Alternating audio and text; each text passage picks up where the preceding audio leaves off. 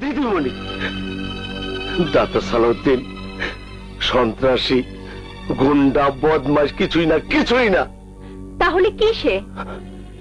গরিবের বন্ধু, অসহায়ের সহায়, ক্ষুধার্ত মানুষের বেঁচে থাকার ভরসা দাতা সালাউদ্দিন। যে মানুষ হত্যা করতে পারে সে কোনো মানুষকে ভালোবাসতে পারে না।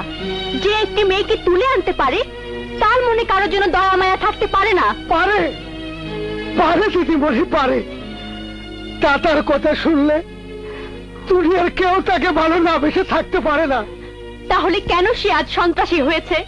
কেন সে অপরাধীর জীবন বেছে নিয়েছে? কেন সে সাধারণ জীবন থেকে বিচ্ছিন্ন? শুনতে চান? শুনতে চান? তাহলে শুনুন। দাতার ছিল ছোট্ট একটা সংসার। সেই সংসারে ছিল মা আর বোন। বোনকে ডাক্তার বানাবে, এটাই ছিল দাতার জীবনের একমাত্র স্বপ্ন। আর সেই স্বপ্নকে সফল করতে সালাউদ্দিন রাত দিন কাজ করত। কিন্তু একদিন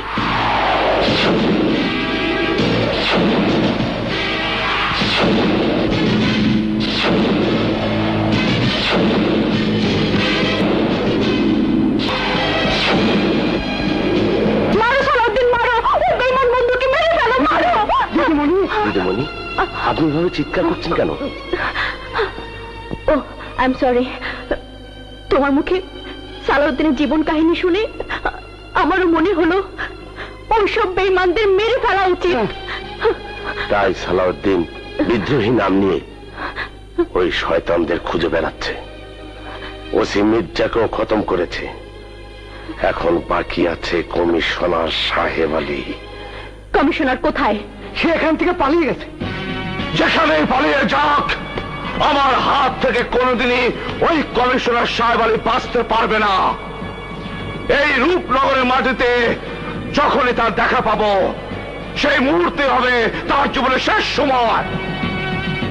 আমি মিথ্যে বলি না, মিথ্যে শুনি না, আর মিথ্যুক বেঈমানদের বাঁচতেও দেই না।